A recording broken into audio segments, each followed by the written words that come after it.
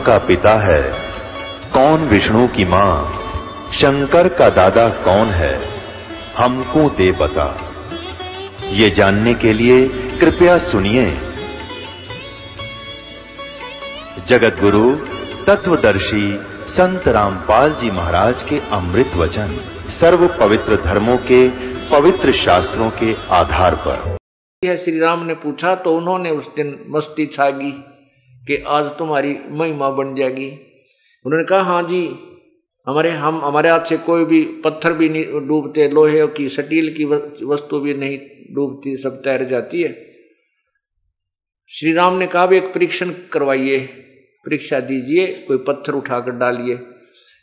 अब उस दिन नल और नील मार खा गए, भूल कर गए, उन्होंने परमात्मा याद नहीं किया और उठा के पत्थर और रख दिए। अहम था उनके अंदर, उस दिन अभिमान घर कर गया था। उस अभिमान दृष्टिकोण से महिमा की भूख के कारण उन्होंने वो पत्थर रखे, पानी में डूब गए, जल में तैरे नहीं। नल ने भी रखा, नील ने भी रखा, फिर एक एक और रखा, एक एक और रखा। उनका वहम सा हो गया कि रोज तेरा करते आज क्या बात होगी। और उधर से उन्होंने अपनी हार नजर आने लगी। तब श्री रामचंद्र जी ने विपर रूप में खड़े समुद्र देव की तरफ देखा और कहा, मानो कहना चाहते हैं कि तू झूठ बोलता था, मुझे बहका रहा था, इनके हाथों में कोई ऐसी पावर शक्ति नहीं है जिसे समुद्र पत्थर तर जाए। श्री रामचंद्र जी की नजर को देखकर समुद्र ने नल नील से कहा कि नल नील, तुमने आज अपने भगवान को याद नहीं किया, अपने गुरुदेव को याद नहीं किया, नाला को अपने गुरुदेव को याद करो। तब नल नील को अपनी भूल याद आई, तब उन्होंने परमात्मा को याद किया, मुनिंद्र जी को याद किया, अपने परमेश्वर को याद किया। उसी समय परमात्मा दूर से आते हुए नजर आए। नल नील की दृष्टि पड़ी, देखा कि महाराज जी आ रहे हैं, वो आगे स्वामी जी, वो आगे महाराज जी, मुनिंद्र जी, हमारे गुरुदेव आगे आगे। तो प्रभु निकट आ गए। श्री राम ने चरण लिए और कहा, ऋषिवर, मेरे ऊपर बहुत आपत्ति आई हुई है, ऐसे ऐसे लंका के ऊपर धावा बोलना है, समुद्र पे पुल बनाना है, और आज ये नल नील के आपके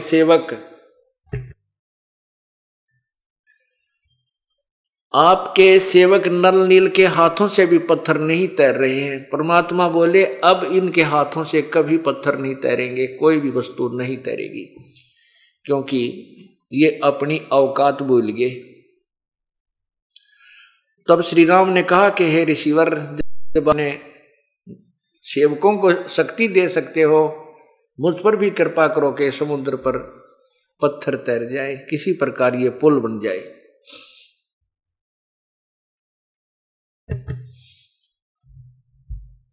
तब परमात्मा मुनिंद्र जी ने अर्थात कबीर देव ने कहा कि मैं इस बहुत बड़े एक पहाड़ था वहां पास में ही, उसके चारों तरफ एक रेखा लगा दी है। परमात्मा ने चारों तरफ अपने उस डंडी से, छड़ी से एक रेखा खींच दी चारों तरफ के उस पहाड़ के, और कहा कि इस रेखा के बीच बीच के पत्थर उठा लो, सारे तैर जाएंगे। उसका भी परीक्षण किया गया। एक पत्थर उठाकर लाया गया और उसको तराश करके, नल नील कारीगर भी थे, ये राज थे, उन्होंने उसकी काटा पीटी करके और समुद्र पर श्री राम ने अपने हाथ ने रखा तो वो तैरने लग गया, औरों ने भी रखा तो वह भी तैरने लग गया, जो भी लाकर उठा के लाया वही तैरने लग गया। तब जी में जी आया और मुनिंद्र जी का शुक्र मनाया।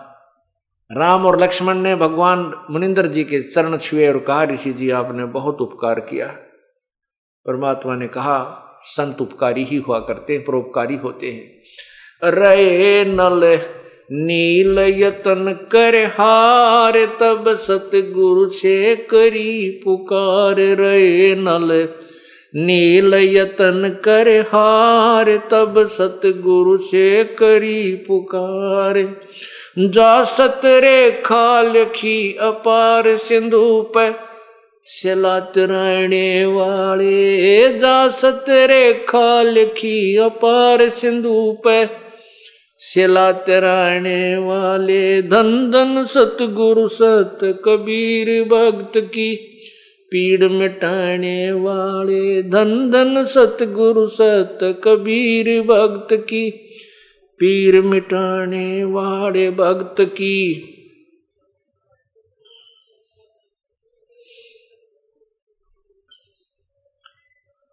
धन धन सतगुरु सत कबीर भक्त की पीड़ मिटाने वाले। अब पुण्यात्माओं, इस प्रकार समुद्र पर पुल बना और रावण का वध हुआ। अब क्या होता है, पहले हम सुना करते थे इन, जैसे रामचंद्र जी ने विभीषण को लंका का राज्य दे दिया, रावण का बक्कल उतरा, उसका विनाश हो गया, सारे परिवार का नाश हो गया, मंदोदरी बची, विभीषण बचा। अब एक तो इस कथा से हमने ये शिक्षा मिली है कि जो भगवान शंकर जी का तमोगुण का उपासक था रावण, और कितनी कठिन तप कर बहुत ज्यादा तप किया, अपने शीश तक चढ़ाकर लंका प्राप्त की, और वह रही भी कोई ना उसके पास। और पूर्ण परमात्मा की भक्ति करने वाला विभीषण ना इतना तप किया, केवल अपनी मर्यादा में रहता हुआ भक्ति की, उसको लंका का राज्य भी प्राप्त हो गया। उसके भाग्य में नहीं था, उस परमात्मा ने, कबीर परमेश्वर ने उसके भाग्य में लिख दिया, क्योंकि उसने उसकी साधना स्वीकार कर ली। अब कबीर परमात्मा कहते हैं, कबीर भगवान कहते हैं, जय तुझे राजपाट कुछ चाहिए तो मेरा इधर ले ध्यान। ध्यान धरण का अर्थ है कि मेरे में ही आस्था कर। जय तुझे राजपाट कुछ चाहिए, हमरा धर ले ध्यान। तेरे बाग में ना हो तो भी दे दूंगा, लेकिन साथ में इसके अवगुण भी बताता हूं कि यहां पर पूरी पृथ्वी का भी राज्य तुझे मिल जाए, और यदि आपके पास भक्ति नहीं है, सत साधना नहीं है, तो व्यर्थ है तेरे उस राज्य की प्राप्ति को।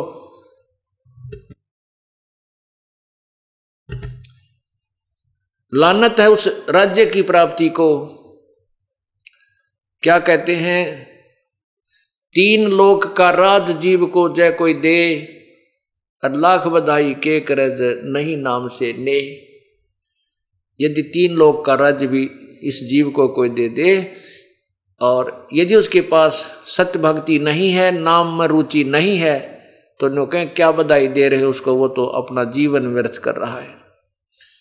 तो इस प्रकार परमात्मा बताते हैं कि ये राजपाट अच्छी चीज नहीं है, ये तुम्हें उलझा कर रख लेगा, इसमें पाप बहुत हो जाते। लेकिन राजा न्यायकारी हो, सतगुरु का उपदेशी हो, और प्रजा को अपने बच्चों की तरह पाले, कति अन्याय नहीं करते। अपना बेटा भी कोई गलती करता, उसको भी सजा अवश्य दे, उसको भी, उसके साथ भी न्याय हो, फिर वो राजा मार नहीं खाता, वो राज्य करते हुए भी परमात्मा प्राप्ति कर सकता। जैसे राजा अम्बरीश थे, उन्होंने जैसी भी साधना मिली थी, राज्य करते हुए भी उसने न्याय दिया, प्रजा सुखी रहती थी और अपने राजा को एक ऋषि की तरह जानती थी। लेकिन जैसी भी साधना की, वो बहुत अच्छी प्राप्ति की उसने, तो फिर तभी हुआ जब वो परमात्मा के चरणों में गुरु नानक जी के रूप में आए थे। क्योंकि राजा अम्बरीश वाली आत्मा राजा जनक बने, राजा जनक वाली आत्मा फिर गुरु नानक देव जी हुए। फिर कबीर साहब की शरण में आए, उनको सतलोक दिखाया, तब श्री नानक जी को सचखंड ले गए और वहां से वापस छोड़ा। सब नानक जी का कल्याण हुआ। अब हम सुना, एक भक्त ने, जब ये दास गांव गांव में सत्संग करने जाता था, एक फौजी था, बड़ा नेक आत्मा, उसने उनके घर में ही पाठ होने लग रहा था, उसका भाई नाम ले रहा था, वो आया ही था छुट्टी, तो 2 दिन सत्संग सुनकर उसने पूछा कि हे महाराज जी, मैं आपसे एक प्रार्थना करता हूँ कि मैं रामायण पर बहुत विश्वास करता हूँ, मैं श्री राम का कट्टर पुजारी हूँ। मैंने रामायण को पढ़ा है, उसमें 2 बात खटक रही मेरे। एक तो ये खटक रही है कि उस लंका में सारे राक्षस थे, शराब पीनी है, मांस खानी है, और कोई भी सारे कुबद्दी इकट्ठे हो रहे थे। तो विवेक्षण और मंदोदरी के पास वो राम राम राम नाम की बात कितना आ गई, उनको ऐसा ज्ञान कहां से प्राप्त हो गया? सारी नगरी में 2 ही भगत थे। और दूसरी ये बात खटक रही है,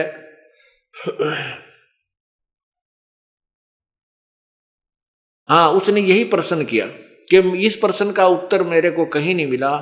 मैं जहां भी मुझे हिंदू धर्म का कोई बड़ा मठ दिखाई देता है, शंकराचार्य जो बने हुए, मैं उनसे भी जाकर बात कर चुका हूं, डिस्कस कर चुका हूं, ये मेरे को कोई संतुष्टिजनक उत्तर नहीं दे पाए। मैं आपसे ये प्रश्न करता हूं कि ये क्या कारण था?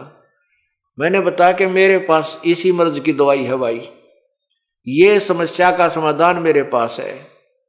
तो मैंने यह कथा सुनाई, तब उसके समझ में आई को हो ओ तेरे की सारी बीमारी तो यह थी, यानी ये था वो कारण।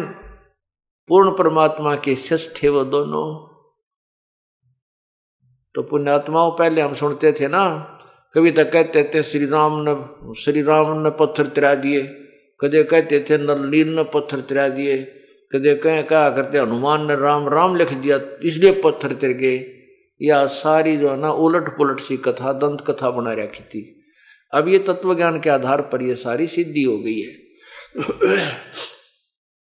अब राम नाम लिखा कर हनुमान जी क्या करते थे, वो राम राम कोई जाप नहीं करते थे। हनुमान जी जाप करते थे ओम का, और वो भी संत से प्राप्त करके जाप किया जाता था। तो वो न्यों नहीं कहा करते किसी को कि ओम ओम जप ले भाई भगवान बज ले। वो उसने कोडवर्ड बना दिया ऋषियों ने कि अपने जो साथी हैं, भगत हैं, कोई उनको नाम की भूल पड़ जाता है, नो कहा करो राम राम भाई। तो सामने वाला भी राम राम कहते ही आपको राम राम कहेगा, और उसको मंत्र याद आ जाएगा जो भूल पड़ गई है, जो गुरुदेव ने दे रखा है, जो चलते फिरते उठते बैठते काम करते करते सिमरन करना होता है। तो या तो वो सुमन कर रहा होगा तो कहेगा राम राम भाई राम राम के मैं सुमन कर रहा हूं, नहीं कर रहा होगा तो वो फिर भी कहेगा राम राम भाई राम राम, अर्थात मुझे भूल पड़ गई थी। मन मन में सोचेगा ये संकेत दे दिया इस भगत ने, नाम सिमरन करूं, तो आध घंटे तो उसका याद जरूर रहता है। इस दृष्टिकोण से राम राम एक कोड वर्ड था, और जाप करते थे वही जो गुरुदेव ने दे रखा था ओम मंत्र का, क्योंकि इन ऋषियों को केवल ओम नाम का ही ज्ञान था, आगे नहीं था।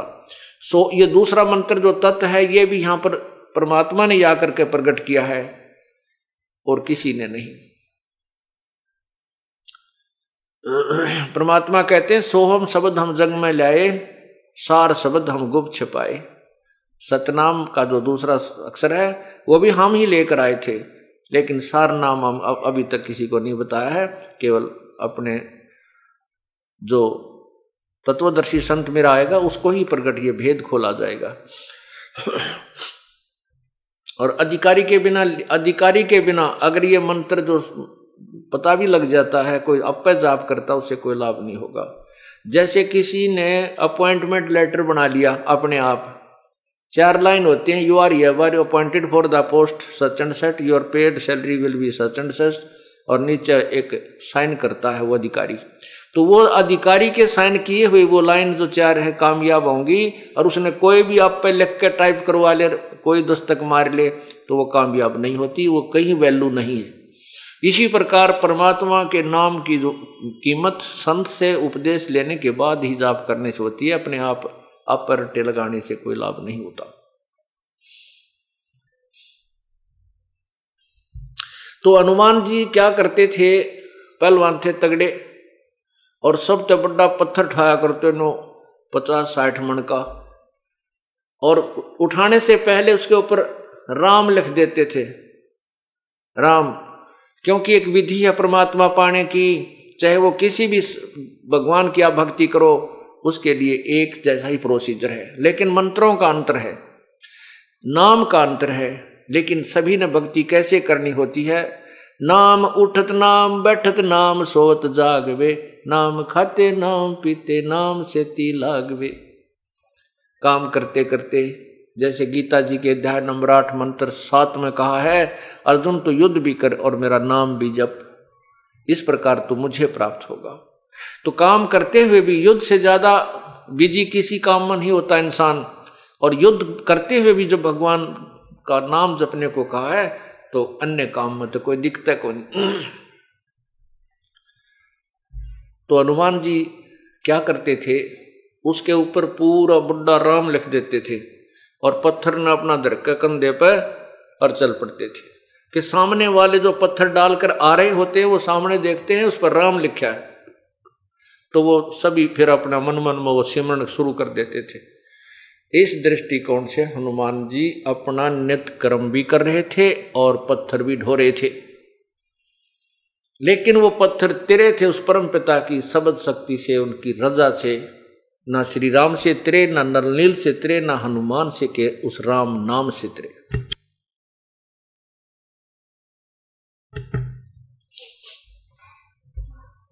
इस प्रकार पूर्ण परमात्मा त्रेता युग में मुनिंदर नाम से आए थे और अपनी शक्ति का, अपनी ताकत का प्रमाण दे करके गए थे और साथ में यथार्थ ज्ञान भी प्रचार किया था। लेकिन ये ऋषि लोगों ने कभी भी इस तत्व ज्ञान के पंजे लागण नहीं दिए, इस तत्व ज्ञान को जनता तक नहीं जाने दिया जो अब वर्तमान में आपके समक्ष पहुंच रहा है, क्योंकि अब आप शिक्षित हैं और भक्ति काल आ गया है। भक्ति का जो समय अब आ गया है जो प्रभु ने पूर्व निर्धारित किया हुआ था।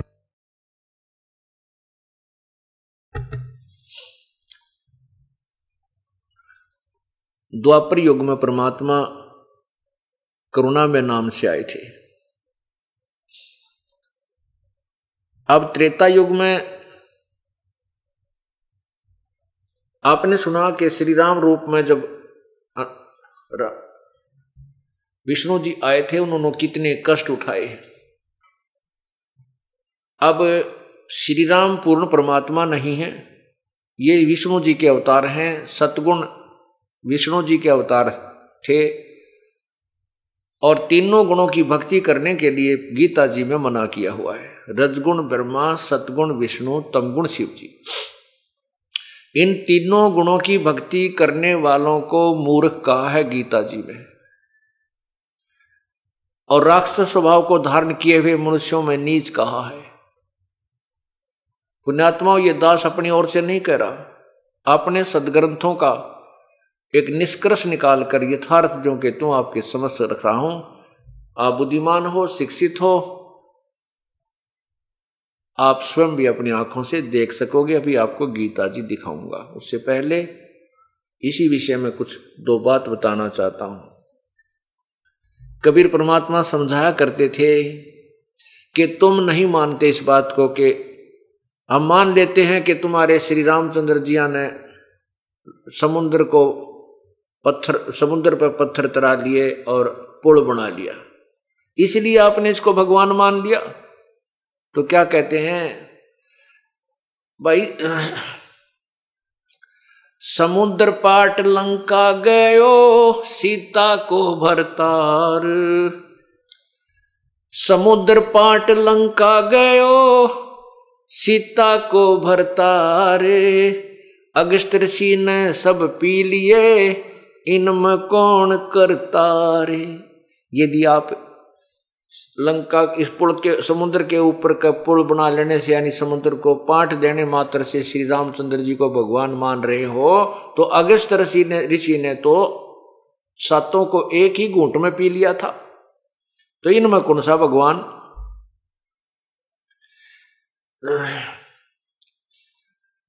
गोवर्धन धारो कृष्ण जी द्रोणगिरी हनुमंत, शेष नाग सब सृष्टि उठारा इनमें कौन भगवंत। यदि आप श्री कृष्ण जी को इसी कारण से भगवान मानते कि उन्होंने उस गिरवर को उठा लिया था, गोवर्धन पर्वत को उठा लिया था। हनुमान ने तो आप ही की कथाओं में, जैसे आप दंत कथा सुनाते हो या जैसे भी कथाएं उनमें लिखा हुआ है, आप कहते हो कि शेष नाग ने सारी सृष्टि उठा रखी है। शेष नाग के सिर पर सारे ब्रह्मांड, आप पूरे सारे लोग एक ब्रह्मांड के रखे हुए हैं। और एक तरफ से कहते हो श्री कृष्ण जी ने गोवर्धन उठा लिया, इसलिए भगवान न पड़ा था, भगवान न पड़ा था। तो परमात्मा कहते हैं श्री राम हनुमान जी ने द्रोणागिरी उठाई थी जब लंका के समय के युद्ध के समय लक्ष्मण को तीर लग गया था, तो हनुमान जी वो द्रोणागिरी उठा के लाए थे जिसमें वह संजीवन बूटी थी। तो इसमें भगवान कौन सा हुआ? अगर पत्थर पहाड़ उठाउन मात्र से ही भगवान मानते हो तो शेष नाग ने तो या पृथ्वी भी गेले उठा रखी थी, जिसके ऊपर खड़ा होकर श्री कृष्ण जी ने गोवर्धन उठाया था।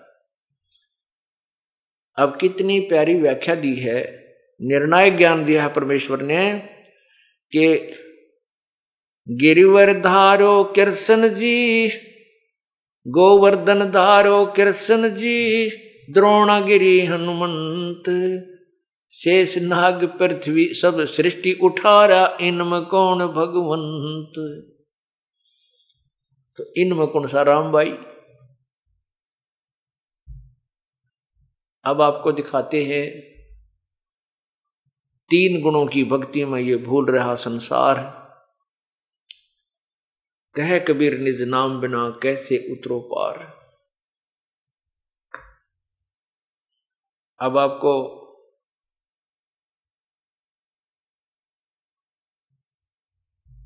द्वापर युग में परमात्मा आए, इसका प्रकरण सुनाएंगे और इसमें फिर आपको कुछ गीता जी का अंश दिखाएंगे।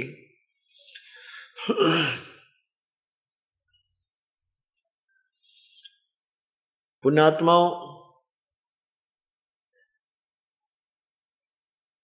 त्रेता युग में,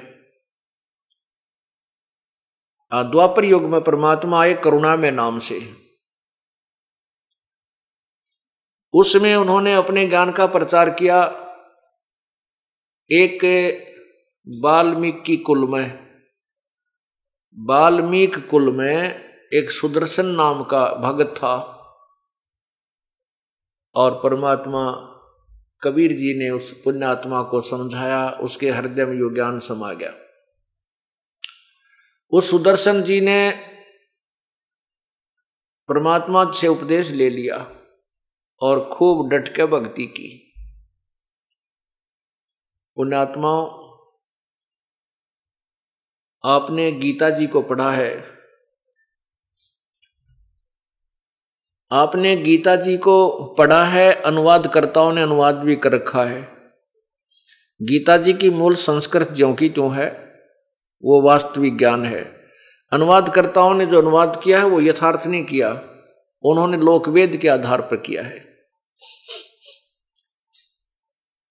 अब उस भक्त ने, हाँ, जो एक प्रश्न और था मेरे दिमाग नहीं आया, मैं नहीं आया था, अब आ गया। उस फौजी ने उस गांव में ये प्रश्न और किया था कि द्वापर युग में पांडवों ने एक अश्वमेध यज्ञ की थी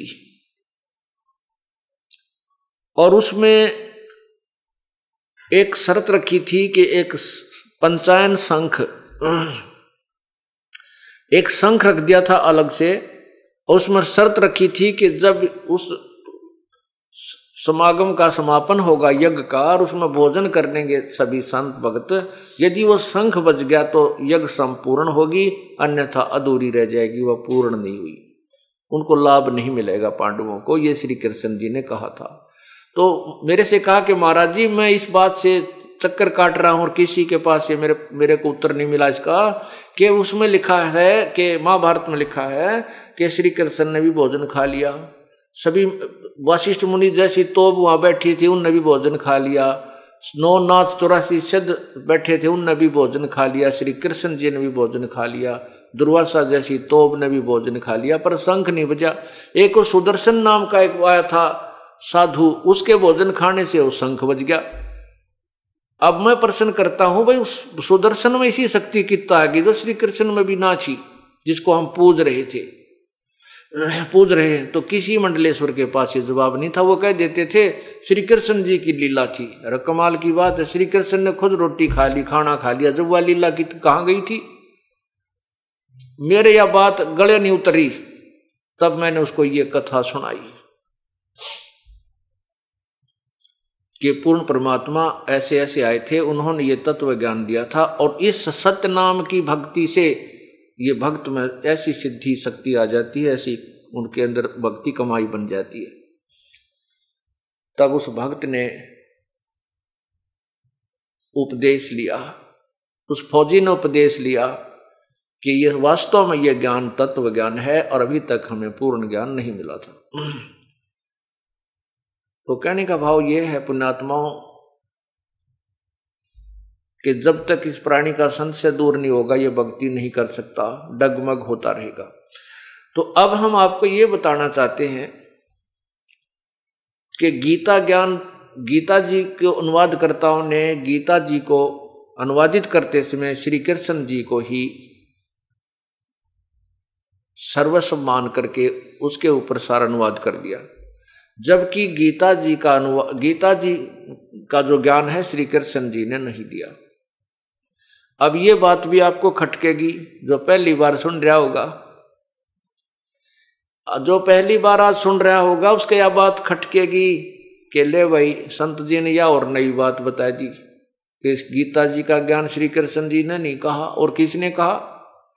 श्री कृष्ण जी के शरीर में ये ज्योति निरंजन काल भगवान प्रवेश कर गया, जैसे प्रेत प्रवेश करते हैं, और श्री कृष्ण जी के शरीर के अंदर वो बोलने लगा जैसे भूत बोलते हैं। आप यहाँ देखते हो प्रेत आत्माएं बोलती हैं, कोई कुछ कहती है, कोई कुछ कहता है, मैं फलाना था, मैं ये कर दूंगा, मैं वो कर दूंगा। और जब वो भूत निकल जाता है तो उस शरीर वाली आत्मा को ये पता नहीं कि मैंने क्या बोला था, और ही बताते हैं ये ऐसे कह रहा था, न्यू कह रहा था, इसमें भूत ऐसे बोल रहा था। ठीक इसी प्रकार श्री कृष्ण जी के साथ हुआ। श्री कृष्ण जी अर्थात विष्णु जी इस ज्योति निरंजन काल के पुत्र हैं और इसके अधीन हैं। वो 1000 भुजा का भगवान, 1000 कला का भगवान, ये 4 भुजा के अर्थात 16 कला के भगवान हैं। कहाँ थे 1000 हॉर्स पावर की मोटर और कहाँ एक 16 हॉर्स पावर की, बहुत अंतर हो जाता है। और पूर्ण परमात्मा सुप्रीम पावर है, वो तो पावर हाउस समझो, उसके आगे सब फेल हो जाते हैं। लेकिन यहाँ जो क्रिया हो रही है 21 ब्रह्मांड में, ये सब ज्योति निरंजन काल के द्वारा ही की जा रही है। आपको कुछ गीता जी का ज्ञान सुनाएंगे और सबसे पहले ये प्रमाणित किया जाएगा कि गीता जी का ज्ञान श्री कृष्ण ने नहीं, काल भगवान ने बोला था। गीता जी अध्याय नंबर 11 के मंत्र 32 में कहा कि अर्जुन, मैं बढ़ा हुआ काल हूं और सबको खाने के लिए आया हूं, अब प्रवृत्त हुआ हूं, और ये सामने योद्धा जो खड़े हैं तू ना मारेगा तो भी ये नहीं रहेंगे, इनको मैं खत्म कर दूंगा।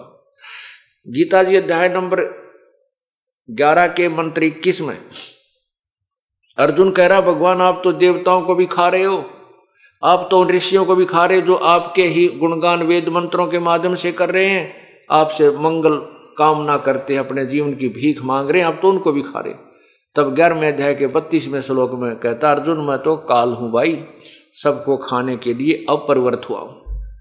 अब श्री कृष्ण जी तो पहले ही अर्जुन के साथ थे, ये नहीं कहते कि मैं काल हूं अब प्रवृत्त हुआ हूं, ये बात न्याय संगत नहीं है। भगवान श्री कृष्ण काल नहीं थे, भगवान श्री कृष्ण वो प्यारी आत्मा थी, सतोगुण भगवान थे, जिनके पास गौवें आकर भी प्यार पाती थी, और गोपियां भी आकर के उनके पास प्यार पाते थे। वो काल नहीं थे, वो बहुत ही नम्र आत्मा थे। लेकिन गीता जी का ज्ञान देते समय वो काल भगवान श्री कृष्ण के शरीर में प्रवेश कर गया। अब आपको बताते हैं कि गीता जी का ज्ञान श्री कृष्ण जी ने नहीं कहा, इसके 2-4 प्रमाण आपको देते हैं। जिसमें कौरवों ने पांडवों को आधा राज्य देने से मना कर दिया, भगवान श्री कृष्ण जी उनके झगड़े को निपटाने के लिए 3 बार शांति दूत बनकर गए।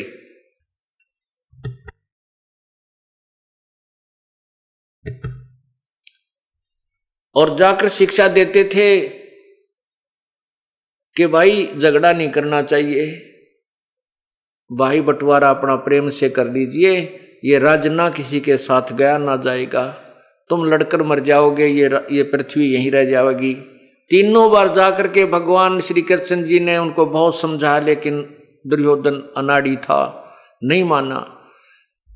आखिरी बार श्री कृष्ण जी ने सोचा एक दांव लगा देता हूं, यदि ये दांव लग गया हो सकता युद्ध ना हो। श्री कृष्ण युद्ध नहीं कराना चाहते थे, बिल्कुल भी नहीं चाहते थे।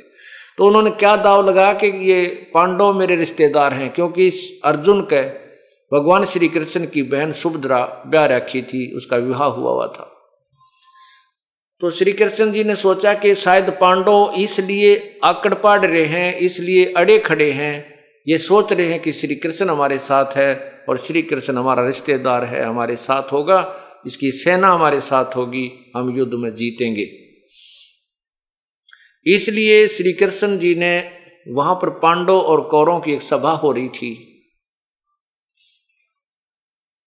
तो श्री कृष्ण जी ने कौरवों से कहा कि भाई तुम, श्री कृष्ण जी ने कौरव और पांडव को दोनों को बता दिया कि भाई एक बात सुन लो, जब तुम नहीं मानते हो, युद्ध करना ही चाहते हो, तो मेरा फैसला सुन लो। एक तरफ मेरी सेना होगी, एक तरफ मैं होऊंगा, और मैं हथियार भी नहीं उठाऊंगा। अब श्री कृष्ण जी चाहते थे शायद यही तीर लाग जा, पांडव मान जाएं, और वो तीर ठीक लग गया निशाने पर। पांडवों को जब ये पता चला कि श्री कृष्ण जी ने अपना फैसला दे दिया, एक तरफ मेरी सेना होगी, एक तरफ मैं होऊंगा, और हथियार भी नहीं उठाऊंगा, तो पांडवों ने के पैरों के तले की जमीन खिसकी कि तुम हारे पड़े हो, तुम हारोगे, इसलिए युद्ध ना हो तो अच्छा है। इस कारण से श्री कृष्ण जी से कहा कि हे भगवान, हम युद्ध नहीं करना चाहते और आप भी हमें यही सलाह दे रहे हो, तो इसलिए आप कृपा हमें 5 गांव दिलवा दो, हमारी इज्जत भी रह जाएगी और हम अपना गुजारा कर लेंगे। श्री कृष्ण जी ने समझ लिया कि अब बात बन गई, कहने लगे भाई ठीक है, ये तो फैसला हो गया बस। अब कौरवों की सभा में जाकर के श्री कृष्ण जी ने कहा कि भाई दुर्योधन, बात बन गई, आप पांडवों को 5 गांव दे दो। उन्होंने कह दिया कि मैं 5 गांव दिला दो, हम पूरा राज्य नहीं चाहते। अब दुर्योधन ने सोचा भाई क्यों, पांडव तो डर गए, अब इनको कतिये खत्म कर दे, यहां से भाग जाए कि तब मांग कर खाओ, मजदूरी कर लेंगे। दुर्योधन नहीं माना, कहने लगे पांडवों के लिए तो सुई की नोक के समान भी जमीन नहीं है, यदि उनमें ताकत है तो युद्ध करके प्राप्त कर सकते हैं। उस समय श्री कृष्ण जी को भी गुस्सा आ गया। श्री कृष्ण जी ने कहा, अरे दुर्योधन तू इंसान नहीं शैतान है, कहाँ आधा राज्य, कहाँ 5 गांव, अरे शैतान मान जा तू, मत ये नाश करावे।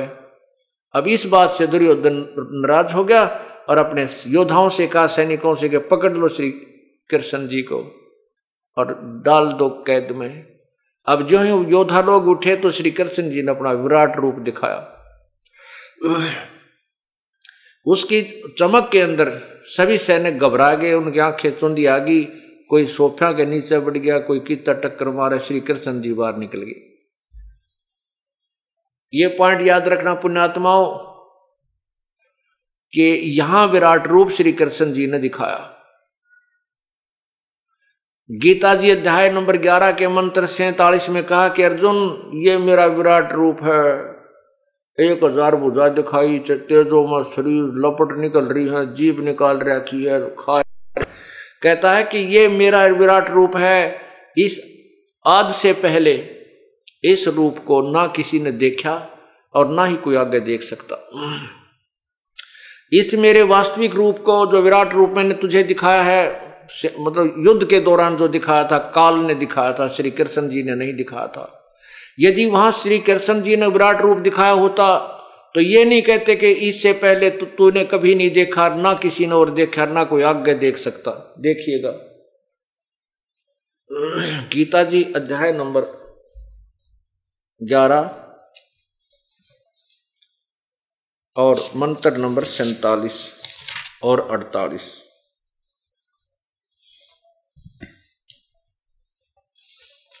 ये गीता जी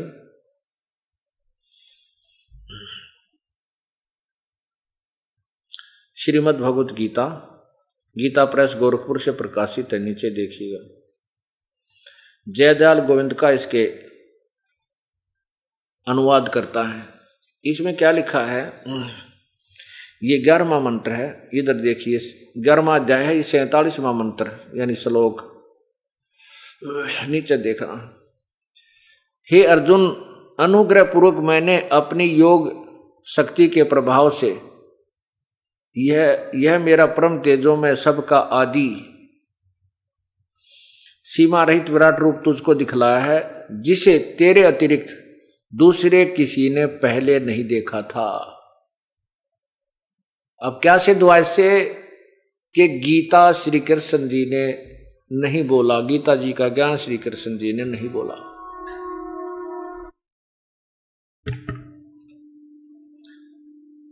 गीता जी का ज्ञान श्री कृष्ण जी ने नहीं बोला, ये काल ने बोला।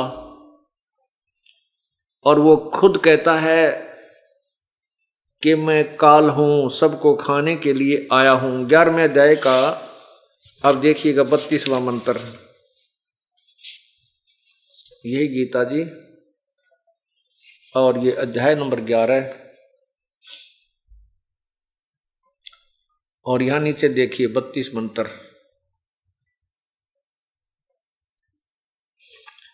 ये देखिएगा 32 मंत्र, इसमें क्या लिखा है नीचे, तीनों लोकों का नाश करने वाला बढ़ा हुआ काल हूं, इस समय इन लोकों को नष्ट करने के लिए प्रवृत्त हुआ हूं। जो प्रतिपक्षियों की सेना में सचित योद्धा लोग हैं, वे सब तेरे बिना भी नहीं रहेंगे, अर्थात तेरे युद्ध ना करने से भी इन सब का नाश हो जाएगा। गीता जी अध्याय नंबर इसी 11 के 20 मंत्र में श्लोक में अर्जुन आंखों देखकर कह रहा है कि भगवान आप तो, ये 11वें अध्याय का मंत्र 20 देखिए नीचे श्लोक, ग्यारहवें अध्याय का मंत्र 21 देखिए, ये 21 मंत्र है। यहां देखिएगा, वे ही देवताओं के समूह आप में प्रवेश करते हैं, कुछ भयभीत होकर हाथ जोड़कर आपके नाम और गुणों का उच्चारण करते हैं, तथा महर्षि और सिद्धियों के समुदाय कल्याण हो ऐसा कहकर उत्तम उत्तम स्तोत्रों द्वारा आपकी स्तुति करते हैं, और आप उनको भी खा रहे हो।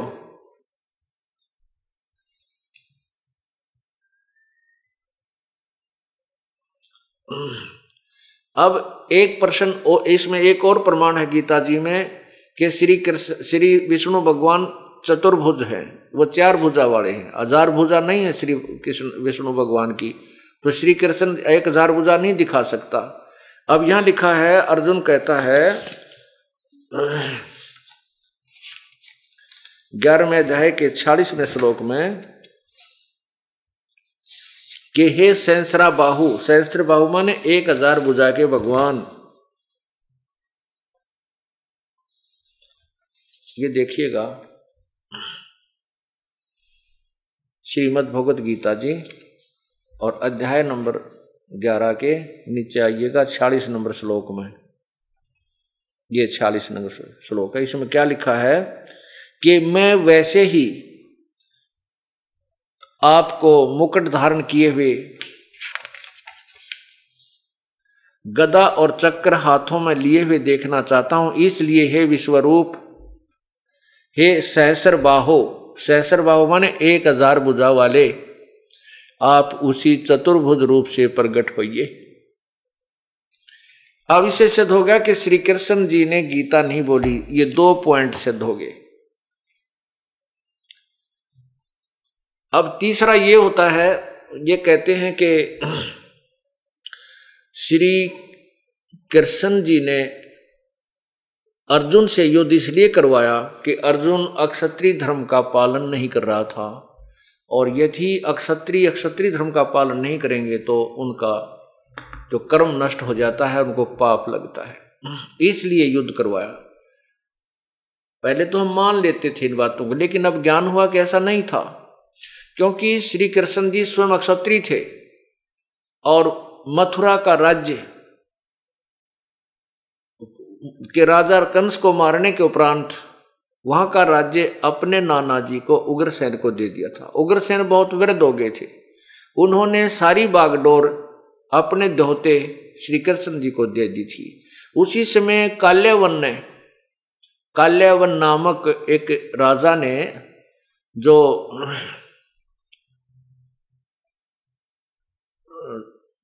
कंस का ससुर था, काल्यवन ने मथुरा पर चढ़ाई कर दी श्री कृष्ण को मारने के लिए और प्रतिशोध लेने के लिए। 18 करोड़ सेना लेकर के काल्यवन मथुरा पर धावा बोल देता है। श्री कृष्ण जी ने सोचा कि भी बहुत ज्यादा सेना है और हमारे सभी सैनिक मर जाएंगे, बहुत दुनिया खप जाएगी। अपने क्षत्रिय धर्म को भूलकर श्री कृष्ण जी ने युद्ध को छोड़कर भागना स्वीकार कर लिया। युद्ध के इतने युद्ध अप्रिय समझो, भगवान श्री कृष्ण युद्ध प्रिय नहीं थे। उन्होंने क्षत्रिय धर्म का भी पालन नहीं किया, स्वयं भी नहीं किया, और वो भाग लिए अपने मैदान को छोड़कर। काल्यवन भी उनके पीछे पीछे भाग लिया, क्योंकि राजा से राजा युद्ध करता था, मंत्री से मंत्री, महामंत्री से महामंत्री, सैनिक से सैनिक, ये नियम था पहले।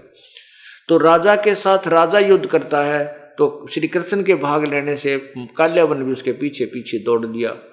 श्री कृष्ण जी को मालूम था, कुछ दिन पहले नारद जी ने बता दिया था कि एक गुफा है भगवान यहाँ पर, उसमें एक मुचकंद नाम का एक राजा सोया पड़ा है, उसके अंदर एक ऐसी शक्ति है कि वो 6 महीने जागता है, 6 महीने सोता है।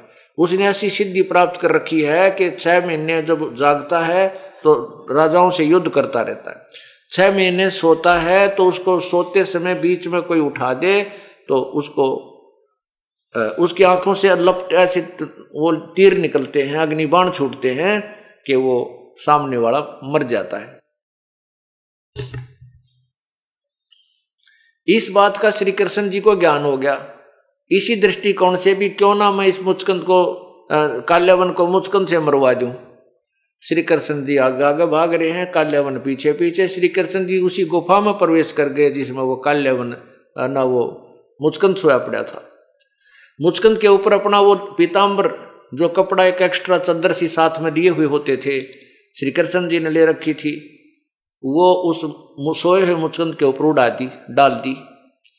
अब बाहर से जब काल्यवन गुफा में प्रवेश कर गया तो उसने देखा कि वही कपड़ा ओढ़ के और यह सो गया है, शायद श्री कृष्ण जी यहाँ छुप गया है।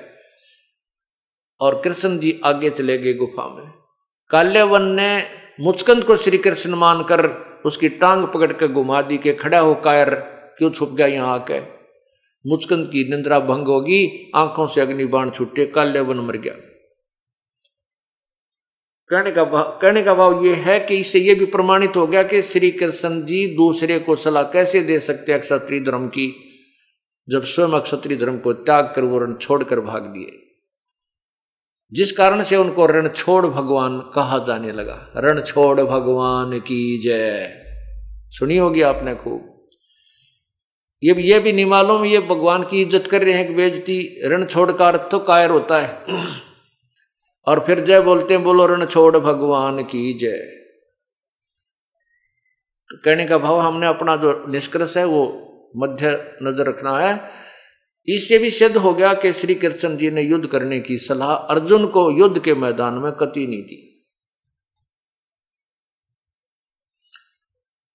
अब तीसरा प्रमाण आपको देते हैं, गीता जी का ज्ञान श्री कृष्ण जी ने नहीं कहा, कतई कलम तोड़ आपको बताते हैं।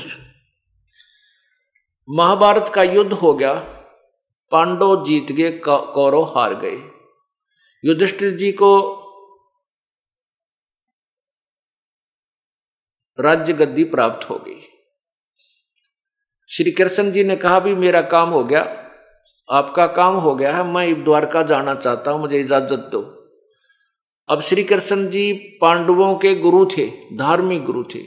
उन्होंने कहा कि भगवान आप जा रहे हो और हमें एक सत्संग सुनाकर जाना, ताकि हम आपके विचारों के आधार पर चलकर आप राज्य को भी करें, अपना कल्याण भी करें, कहीं हम विचलित ना हो जाएं। श्री कृष्ण जी ने समय, स्थान और तिथि निर्धारित कर दी। उसी निश्चित तिथि को शाम के समय श्रोतागण आकर के सत्संग स्थल पर विराजमान हो रहे हैं। सत्संग स्थल के आसपास श्री कृष्ण और अर्जुन घूम रहे हैं, टहल रहे हैं। अर्जुन ने कहा कि भगवान आज सत्संग के अंदर वो गीता जी का ज्ञान सुनाना जो आपने युद्ध के दौरान मुझे सुनाया था, मैं युद्ध के कारण याद नहीं रख सका। श्री कृष्ण जी ने अर्जुन से कहा कि ए नालायक, तूने उस युद्ध, उस ऐसे निर्मल ज्ञान को याद क्यों नहीं रखा?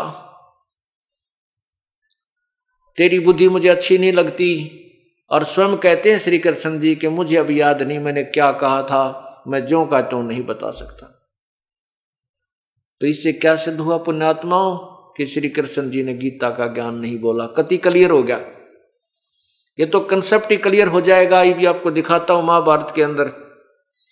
उसमें क्या कहा है कि देखो मैं सत्संग कर रहा हूं और आज पहली बार कोई सत्संग ने 5 दिन सुनेगा, उसका ज्यादा से ज्यादा 40% सत्संग याद रह सकता है, 60% उसको याद नहीं रहेगा। और फिर 10 दिन के बाद वो मुझे कहे कि जी आप वही सत्संग सुनाना जो आपने कबीर साहब के प्रगट दिवस पर सुनाया था 5 दिन वाला, और मैं कहूँ उस श्रोता को जिसने पहली बार सुना था उसको कहूँ तेरी बुद्धि अच्छी नहीं है नालायक, तूने याद क्यों ना रखा सारा सत्संग, और मैं कहूँ कि मुझे तब याद नहीं मैंने क्या कहा था, मैं जो का तू नहीं बता सकता। इससे सिद्ध है कि मैं नहीं बोल रहा था, उसमें मेरे अंदर कोई और आत्मा बोल रही थी जिससे मुझे याद नहीं।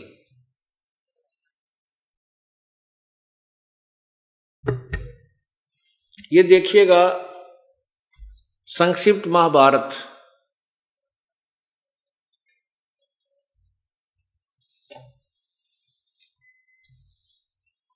संक्षिप्त महाभारत द्वितीय खंड।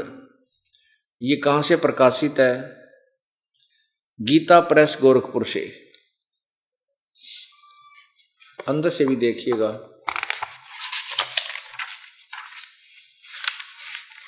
संक्षिप्त महाभारत द्वितीय खंड, और यहां से लिखा है संपादक तथा संशोधक जय दयाल गोविंद का।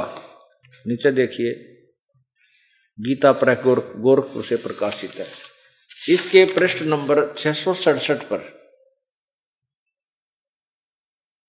यहां देखिए, विषय है अर्जुन का श्री कृष्ण से गीता का विषय पूछना और श्री कृष्ण का अर्जुन से सिद्ध महर्षि और कश्यप का संवाद। यहां देखना नीचे, जन्मे जी ने पूछने के बाद अब क्या बता है? वैश्पायन जी ने कहा राजन श्री कृष्ण के सहित, हाँ यह क्या पूछा है कि जन्मे जी ने पूछा ब्राह्मण, शत्रुओं का नाश हो जाने के बाद जब महात्मा श्री कृष्ण और अर्जुन सभा में बैठकर वार्तालाप कर रहे थे उस समय उनमें क्या क्या बातचीत हुई? वैश्पायन जी ने कहा राजन श्री कृष्ण के सहित अर्जुन ने जब अपने राज्य पर पूरा अधिकार प्राप्त कर लिया तो वे दिव्य सभा भवन में आनंद के साथ रहने लगे। एक दिन सौजनों से घिरे हुए वे दोनों मित्र स्वेच्छा से घूमते घूमते सभा मंडप के ऐसे भाग में पहुंचे जो स्वर्ग के समान सुंदर था। पांडुनंदन अर्जुन श्री कृष्ण के साथ रहकर बहुत प्रसन्न थे। उन्होंने एक बार उस रमणीय सभा की ओर दृष्टि डालकर भगवान से यह वचन कहा, देवकी नंदन, जब युद्ध का समय उपस्थित था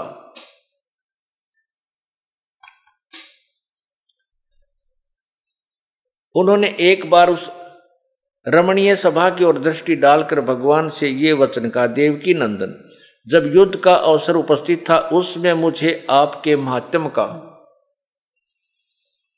ज्ञान और ईश्वरीय स्वरूप का दर्शन हुआ था, किंतु केशव, आपने स्नेहवश पहले मुझे जो ज्ञान का उपदेश किया था वह सब इस समय बुद्धि के दोष से भूल गया है। उन विषयों को सुनने के लिए बारंबार मेरे मन में उत्कंठा होती है। इधर आप जल्दी ही द्वारका जाने वाले हैं, अतः पुनः वह सब विषय मुझे सुना दीजिए। वैशंपायन जी कहते हैं, अर्जुन के ऐसा कहने पर अर्जुन ने कहा कि जो युद्ध के समय जो गीता का ज्ञान दिया था वो मुझे फिर सुना दिए। वक्ताओं में श्रेष्ठ महातेजस्वी भगवान श्री कृष्ण ने उन्हें गले से लगाकर इस प्रकार उत्तर दिया। श्री कृष्ण बोले, अर्जुन, उस समय मैंने तुम्हें अत्यंत गोपनीय विषय का श्रवण करा था, अपने स्वरूपभूत धर्म सनातन पुरुषोत्तम तत्व का परिचय दिया था और नित्य लोकों का भी वर्णन किया था, किंतु तुमने जो अपनी नासमझी के कारण उस उपदेश को याद नहीं रखा, यह जानकर मुझे बड़ा खेद हुआ है। उन बातों को अब पूरा पूरा समन होना संभव नहीं जान पड़ता। पांडुनंदन, निश्चय ही तुम बड़े श्रद्धाहीन हो, तुम्हारी बुद्धि अच्छी नहीं जान पड़ती। अब मेरे लिए उस उपदेश को ज्यों का त्यों दोहरा देना कठिन है। ओए होए, क्योंकि उस समय योग युक्त होकर मैंने परमात्म तत्व का वर्णन किया था। अब पुण्यात्माओं ये देखिएगा कि श्री कृष्ण जी कह रहे हैं कि वो जो गीता का ज्ञान मैंने तुझे सुना था अब ज्यों का त्यों मैं नहीं बता सकता, अब मुझे तो योग युक्त होना पड़ेगा। और कहते तूने याद क्यों नहीं रखा, तू ना समझ है, तेरी बुद्धि ठीक नहीं, तू बुद्धिहीन है। इससे सिद्ध है कि श्री कृष्ण को कुछ भी नहीं पता था कि गीता जी का ज्ञान उसने मैं क्या बोला था। ये एक और प्रमाण आपको देते हैं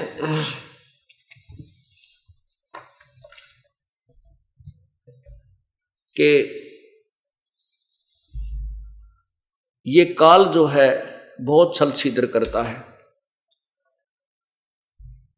ये कैसे करता है कि ये सूक्ष्म रूप बनाकर किसी भी व्यक्ति के अंदर प्रवेश करके अपनी वाणी बोल जाता है, अपना काम करवा जाता है, फिर निकल जाता है। ये प्रमाण आपको दिखाते हैं। श्री कृष्ण जी में भी इसने ऐसा ही खेल खेला। आपको विष्णु पुराण दिखाता हूं।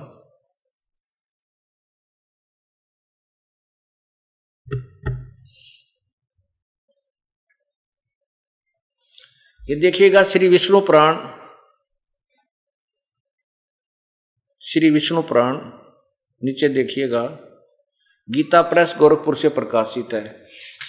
इसके अनुवादकर्ता कौन है?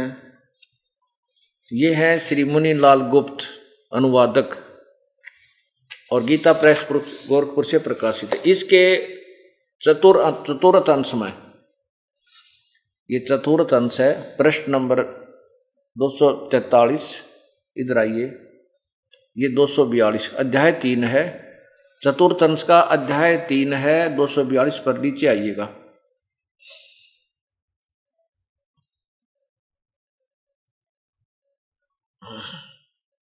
यहां देखिएगा, इसका मैं पहले आपको थोड़ा सा वैसे सुनाता हूं, फिर इसमें आसानी से पढ़ा जाएगा।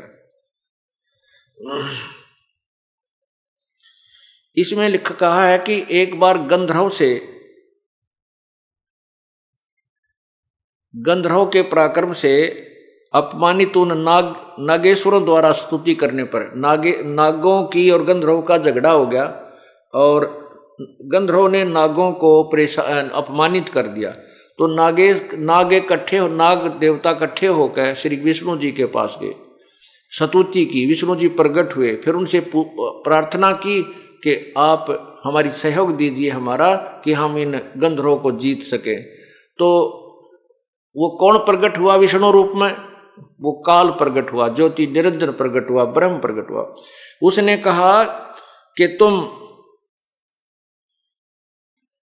योनासव के पुत्र मानधाता का जो पुरुकुत्स नामक पुत्र है, पुरुकुतस, उसमें प्रविष्ट होकर मैं उन संपूर्ण दुष्ट गंधर्वों का नाश कर दूंगा। अब आपको दिखाता हूं कथा। मैंने सिर्फ ये थोड़ा सा दिखाना चाहूंगा इसलिए आपको मौखिक बताया। यहां देखना इसी 242 पृष्ठ पे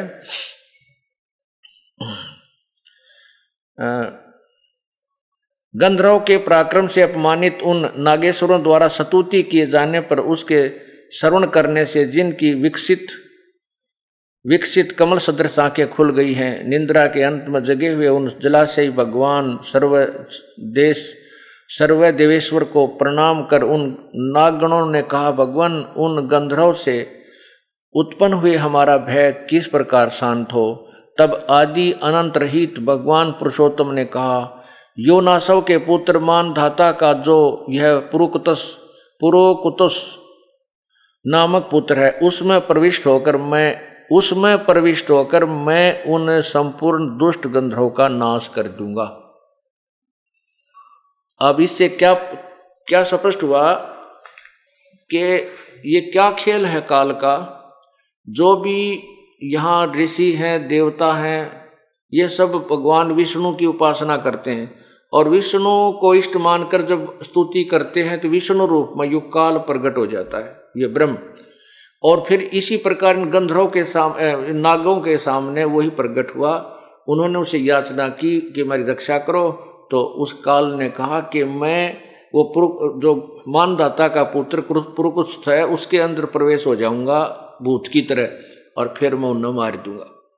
इससे सिद्ध हो गया कि ये काल श्री कृष्ण जी में भी ऐसे ही छल करके प्रकट हुआ और ये सब गीता का ज्ञान और महाभारत का ये आपस में विनाश करवा डाला, युद्ध करवा के लाखों लोग मरवा दिए। श्री कृष्ण जी ने युद्ध नहीं करवाया। अब इसी का एक और प्रमाण है, 233 पृष्ठ पर देखिएगा। एक बार देवताओं का और राक्षसों का युद्ध हो गया, देवता हार गए। देवताओं ने जाकर समुद्र के किनारे स्तुति करी, विष्णु जी प्रकट हो गए। विष्णु जी से कहा कि आप हमारी सहायता करो, हमारे मदद करो, हम देवताओं राक्षसों पर विजय पावा।